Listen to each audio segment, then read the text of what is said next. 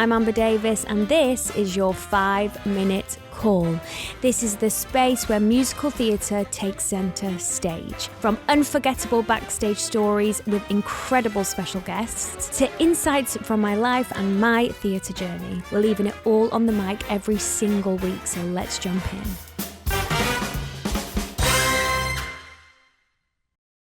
This week, it is just me on the sofa talking all things Dancing on Ice when I'm returning to Pretty Woman and answering some of your questions. I just wanted to be real, raw and organic with you guys. That's why I created this podcast, so I hope you enjoy. Hello and welcome back to your 5-minute call with me, Amber Davies. This episode, there is no guests because, as you know, I have just come off the big old reality show Dancing on Ice, and I just thought this was going to be a perfect opportunity for me to talk about my experience, the highs, the lows, the very big lows, and what's coming up for me next. So let's get into it. So what happened was I got offered Dancing on Ice back in August last year. I'd already accepted Pretty Woman the musical, so there was a big conversation that had to happen about me taking a little sabbatical break. An opportunity came my way and I thought, gosh, when am I ever going to have this experience again? You know, I'm 27, I did not know how to ice skate, and I hadn't been on telly in 7 years. And I just thought, when life gives you lemons, make lemonade. We'd had a conversation with Pretty Woman's producers and they said, go for it. You have our blessing. And that's what I did. So I was planning on being off the show for 6 weeks. It's actually turned out I've been off it for 8, which is longer than I expected. And my gosh, am I excited to be back with my Pretty Woman family. I've missed them so much, but I have to shout out to them all because they have been my rock during this whole Dancing on Ice experience. And just for context, this is actually going to be aired after the final, and I actually got kicked out of the semi-finals on Sunday and it's now Tuesday, so it's a little bit fresh and raw. So we're going to dissect, get into it. I'm going to answer all of the darkest questions, really. So I started training for Dancing on Ice back in October and I was doubling up. So I was doing 8 shows a week for Pretty Woman and I was doing 2 hours of ice skating training a day. Now at this point, I didn't know how to skate. So I had to learn all of the basic moves and like the foundations of being an ice skater, which was really, really difficult because, as I've said before, 8 shows a week is tough, especially when you're on tour. And then add on top the 2 hours of training a day. I don't know how I did it, if I'm going to be honest. I kind of took every day as it came, and my team said, you know, this is going to be a lot of work. And I said, I know, but it's temporary and I'm going to do it. When I put my mind to something, I will do it. Then that kind of led up to Christmas. So I was doubling up for about 2.5 months. Then I had 4 days off over Christmas and then I was straight into the whole Dancing on Ice experience. Now, don't get me wrong. No regrets. It's one of the most amazing things I've ever done in my life. A lot more challenging than I anticipated. I don't know why I thought it wasn't going to be as hard as it was. I think it was just how my brain worked. Like, oh, I'll be fine. This is going to be so much fun. But wow. I mean, where do I start? Mentally, it got harder for me throughout the season. And there's lots of different reasons why. Physically was easier. Although you put your body through the absolute mill, you know, you're training for hours a day, you get 1 day off. And I actually didn't have a day off because I'd be here filming my podcast episode. So I haven't had a day off in what feels like a very, very long time. And I'm not complaining. I feel very grateful. But when you're learning a new skill, I feel like there is so much information that you have to absorb and then you have to reproduce it onto the ice. And that for me was quite challenging because I'm a dancer. I'm trained as a dancer. So everything for me is, can't bend your legs. You've got to be really tight everywhere. You know, if you're doing a pirouette, you suck in. Where with skating, it's a lot more down in your knees. You have to let go. It's a little bit more, not lazy, but Simon always said to me, my pro partner, who I absolutely adore, and we'll talk about him after, he always said, us skaters are lazy. So I had to let go. And I'm a control freak through and through. I'm a perfectionist. So that was really hard to navigate. And I feel a little bit sad because skating got a little bit easier for me this past week. It's like it clicked. And by that point, I was on borrowed time anyway. So just for context, if you didn't watch Dancing on Ice, I made it to the semi-finals and I was in the skate off 3 weeks in a row. So I got saved by the judges twice. I was up against Ricky Norwood the first time, love him. Then Eddie the Eagle the second time, which I just felt terrible for kicking out the competition. And then on Sunday, I was up against Adele Roberts and I just knew. I knew I was on borrowed time. Simon knew as well. We were at peace. And we went out on a high. We literally did our flying routine. We got 4 10s. So in total, we got the highest score of the season, which was 40. And we got a standing ovation from the judges, which blew my mind. It actually made me super emotional. So we couldn't have actually left on a bigger high. But guys, the turnaround week to week, we had 4 days to learn a brand new routine and to clean our skate off routine. And it was just, honestly, I'm laughing about it now because I don't know how I did it. But it was amazing. I mean, it pushed myself to limits that I didn't know I could go to. I feel like I'm a lot mentally stronger now than I was when I first started the experience. I always feel like when an opportunity comes your way, take it because you're meant to do it. And I feel like what Dancing on Ice did for me was made me grow into more of a stronger, braver person. And obviously it's completely out of my comfort zone. I'm used to being on stage. Where I feel like mentally it got tough for me was the backlash I was getting on social media. And I felt like I was the one that was getting the brunt of it more than any other contestant. And the thing is, the people that write in these comments, they know that we can see it because they write on our posts or they write on the Dancing on Ice posts. And that is, well, firstly, I was reading it from day one. The hate got worse throughout the season, but it really got into my head. I think maybe I was reading it and starting to believe that I didn't deserve to be in the competition because I was reading them. But then the feeling you get after skating and getting the scores from the judges, it was worth it. And it actually, all that hateful stuff gets pushed aside. But my gosh, I mean, at one point it was like a witch hunt. I thought, what have I done to deserve such negativity?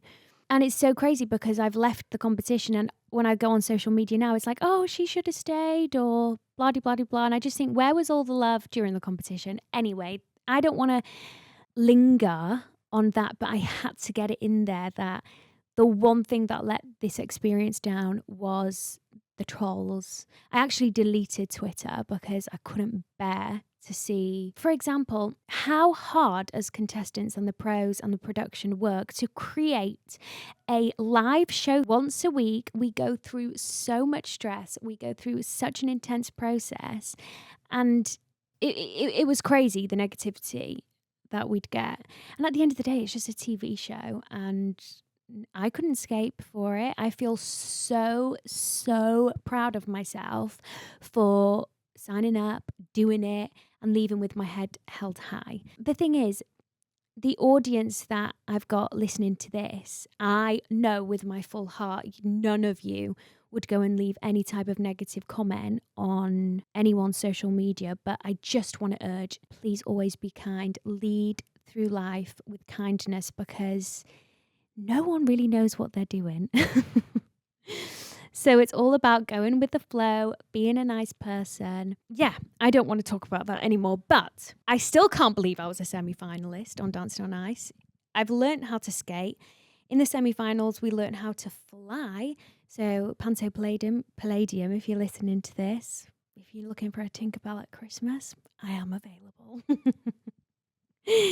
I have an incredible job to go back to, Miss Vivian Ward. I have missed her so much. Like I said before, I've missed the cast so much as well. They have been my rocks. I actually had a handful of them come down to watch me live. And yeah, I just feel so grateful that I've built those relationships and friendships for life. A big, big shout out to Simon, who was my pro partner, who held my hand through every single moment of Dancing on Ice. He knows me inside out. We were like brother and sister. We would argue like cat and dog sometimes because I'd be like, no, I don't want to do that move. And he's like, you're doing that move. And I'd be like, no, it's too hard. And then, lo and behold, would be doing it live on a Sunday. I couldn't have been paired with a better partner. He has just got so much empathy and compassion. He pushed me to my limits because he knew I had it in me and he knew I had the potential. So I love you so much if you're listening. But yes, going back into Pretty Woman. So you guys are getting the exclusive. Let me get you the date. I will be returning as Vivian Ward on the 18th of March in Milton Keynes. And then I will be doing the rest of the tour. So let's just get up some of the venues that we'll be visiting. So I start on Monday, March the 18th in Milton Keynes, where we do 15 shows. We then go to Edinburgh, Plymouth, Wales Millennium Centre, my homeland. We're only there for a week, which I'm a bit sad about.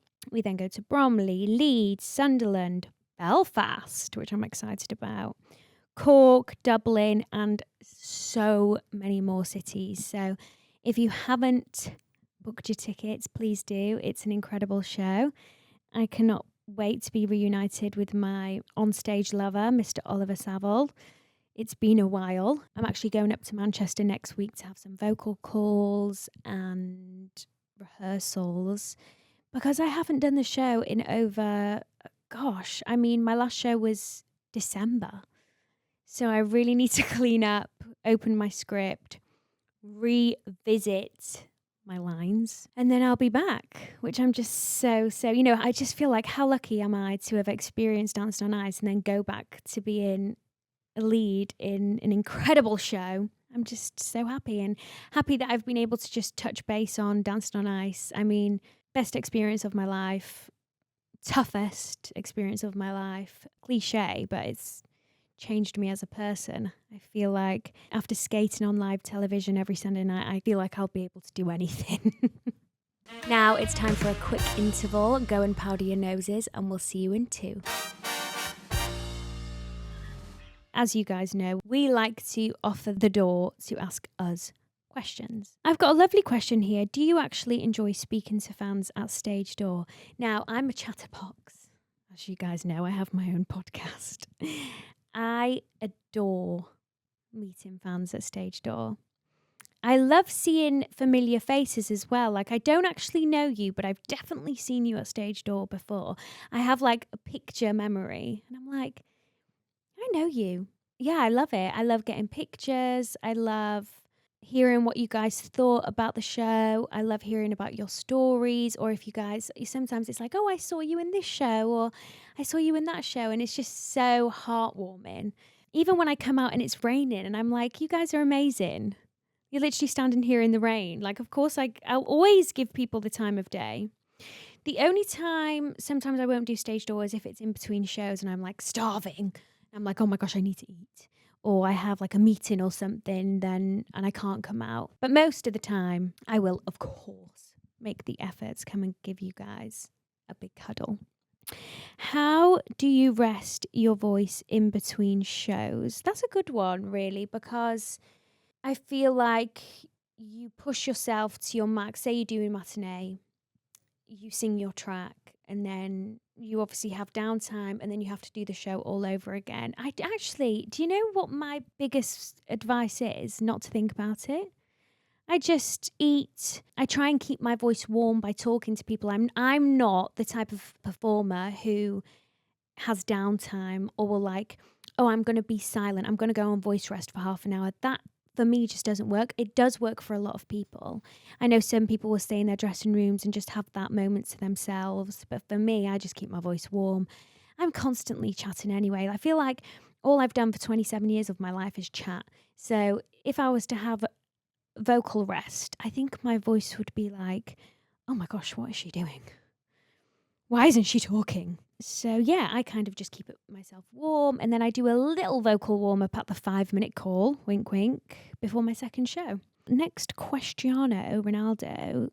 Oh, what was the audition process like for Pretty Woman? Well, this is a really interesting story because I really didn't think I was going to get the job because I was so sick. I remember considering calling my agent and saying, is there any chance that we can reschedule? But when I looked at my diary for the week after, I thought, oh my gosh, I actually cannot fit it in. So I'm going to have to go. I actually only went in the room once, which worried me because I knew I didn't have a second shot at it. They wanted to see me one time and one time only, which is unusual for a casting process because every other audition I've done, like for Lorraine Baines, for Campbell Davis, for Judy Burnley, I went in multiple times. Where with Viv, I went in once. The American director was in there, Jerry Mitchell, and I'd heard of him, but I'd never worked for him before. So it was like a first impression type thing. And I was like, oh, guys, you know, I've spoke about it before. I'm not great with auditions. I hate them because I just get so nervous. And I was already sick. So, you know, when you're sick, you're not as in control of your voice. I was shaking. I remember I took in 2 Nurofen and 2 Anodine Extra, which has got caffeine in it, before going into the audition. The caffeine was just hitting my veins and I was just like adrenaline through the roof. And I was sick with, I think it was like COVID-esque type flu, but it wasn't COVID. It was like repercussions of COVID. I feel like we all had it, you know, when you just get sick every 3 or 4 months with what felt like COVID, but wasn't. It was that moment in our lives. And I remember I did the scenes first because I've said to you guys before, I will always start with the scenes because it gets me in character. They were great. They were fine. And then I had to sing 4 of Vivian's songs. And the parts they wanted me to sing were basically just the belty bits. So I did the first bit. I did Anywhere But Here, and it was fine. I was like, okay, the Anodine Extras worked. And then we did the end of You're Beautiful, and I was reaching. I was pushing. I was like, and I obviously went in and I said, I am sick. But I didn't want it to be an excuse, you know. I didn't want it to give a sob story. And then right at the end of the audition, they got me to sing I Can't Go Back, which is the biggest number of the show for Vivian. I managed to get through it, but I did sound vocally tired and I was pushing for the notes. Like it wasn't flying out of me or anything, you know, I was working hard to get up there. And when I went to go and speak, so I'd obviously belted for about 15 minutes, I had no voice left. And I thought, oh my God, they're going to think that I'm vocally unhealthy. And I just kind of went into a spiral, obviously out of the room. But when I walked out of there, I just thought, I'm not going to get that. And I didn't hear for weeks. And then I don't know how I got it, but I got it. And I feel like I proved my worth once I started rehearsals. The thing is that it's the same producers as 9 to 5. So Richard Darbourne and Dom Shaw, who came to watch Bring It On and stuff, they knew what I could do. So luckily they kind of went off that and not what I did in the room. But I was lucky. Next question is, does it ever get repetitive, boring, doing the same show 8 times a week? Now, let's not sugarcoat it. I feel like it's so inhumane to do the same thing over and over and over again. So when you get word anxiety or what am I singing here? Like that is normal.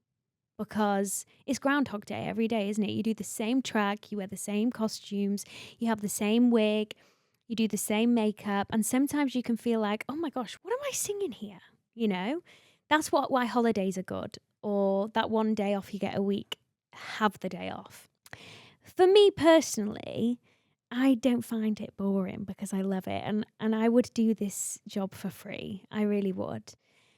And I personally feel like you never do 2 shows the same because the audience is always different. And I've said that before, I think. Audiences never laugh in the same place twice.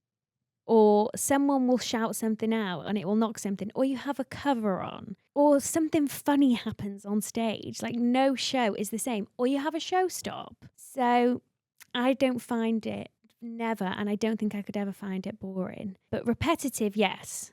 Like sometimes I have to be like, oh, hang on, let me revisit this scene because I'm slipping into a bit of a monotonous cycle here and actually I want to revisit it. And then what I normally do is make different choices, especially Ollie Savile's brilliant. I play against Ollie as Vivian and he plays Edward, and sometimes we just start doing things in a scene. He'll deliver a line differently, so I receive it differently. The scene will then change. Like the message is still the same, but the way we deliver it is different. It's like at the beginning of Act 2, we have an argument, and that argument has never been the same twice. Yeah, it's amazing. It's amazing what you can do with live theatre. Next question is the most challenging song you've ever had to sing. Ooh, it's a difficult one, that. In 9 to 5, I used to sing a song called Get Out and Stay Out, and it came 3/4 through the show. So it was just coming to the end of Act 2. And I don't know why I did this, but when I went in for the audition, I optioned up at the end of I Can't Go Back, and lo and behold, they wanted it to stick and stay for 8 shows a week. And I think that was the biggest song I've ever sung, especially live.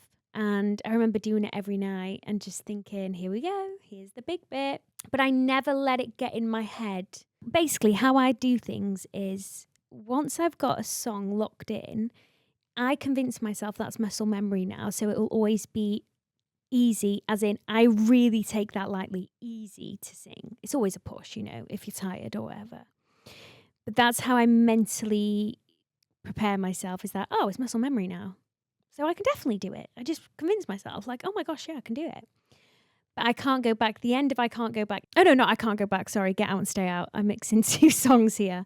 If you go on Spotify and listen to our cast recording of 9 to 5 and go right to the end of Get Out and Stay Out, you'll hear the option up. Yeah, why I did that, I don't know. Talk about making life hard for myself. But I loved it. It was such a rewarding song to sing. And I remember at the time I was really, really heartbroken. So I really went into that song with like every inch of my body. Best piece of advice and worst piece of advice I've ever been given. Ooh.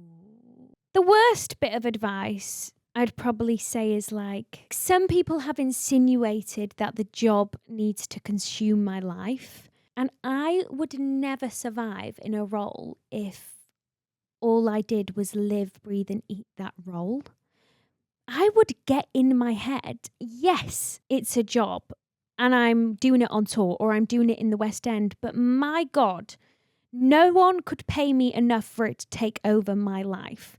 I need my downtime. I need time away from the cast. I've loved every cast that I've been in, but I need my time, I need to, even if it's in between scenes, if I want to go on TikTok just to give my brain a break, I will, I just feel like some people think that it's the be all and end all to play the character. And I would never, ever enjoy it if I did that. Like, we're dressing up for a living. It's not life or death. If I have an off show, I have an off show. I'm human. I'm a human being, I want to enjoy it. If I'm going to be doing this role for a year, best believe I'm going to live my life. I am going to go out. I am going to go and get drunk with the cast. I'm not going to let the anxiety get to me. That's just me personally, and I've always been that way, because I hope my sister doesn't mind me saying this, but when my sister first started in the industry, she was consumed by her health of her voice, and she's really grown out of it now because she realised, oh, I can still have the best career and not take my life too seriously. But I learned from her. I was like, that's how I don't want to be. I don't want to wake up every morning riddled with, is my voice going to work today? Am I going to forget my lines? I cannot do that. Otherwise, I'd hate it. I'd hate this career. So it's basically, don't take yourself too seriously. And then the best bit of advice I've been given is cancel and continue. And I tell you who told me that was Ben Joyce, my wonderful boyfriend. I remember, I think it was in Back to the Future. It must have been Back to the Future. And I must have done something wrong. I must have said a line wrong and thought, oh my gosh, that's the type of show I'm going to have today. where you write it off because you're like, I'm exhausted. My brain isn't communicating with my mouth and it's coming out as gibberish because best believe that happens. And I remember him saying to me, Amber, cancel and continue. Don't take it into your next scene.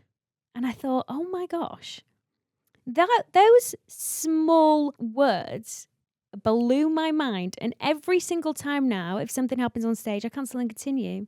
I just think, oh, that happened. I'm not going to let it ruin my show. And that will forever stick with me. And another bit of advice, which, God, I'm mentioning Ollie Saville quite a lot this episode. I'm obviously missing you, my love. This is just general quote in life. Is when I was in the skate off and Dancing on Ice and I was texting my friends and I was like, oh my gosh, the public hate me. He was like, don't be silly. He texted me saying, someone with nothing to lose is a very dangerous person.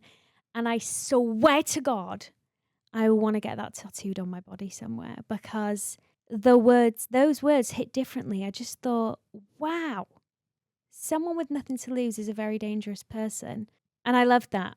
And you can receive that however way you want to take it, whether you're going through a breakup, whether you're going in for an audition. Let those words resonate with you because it opened a whole different door in my mind. And I'm so grateful, Ollie, that you passed over those words to me. Thank you so much for listening. This was just a solo ep, just so I could get all of my emotions and feelings out because you guys know I have created this podcast to be raw and organic with you guys. And I wanted you to know what I'm feeling, how I'm feeling. And can I just say the response that we've had to this podcast has been absolutely insane. So thank you so much for listening. Thank you so much for engaging with us on social media. We appreciate you so much and we have incredible guests lined up and we've got amazing episodes coming your way. So keep an eye out.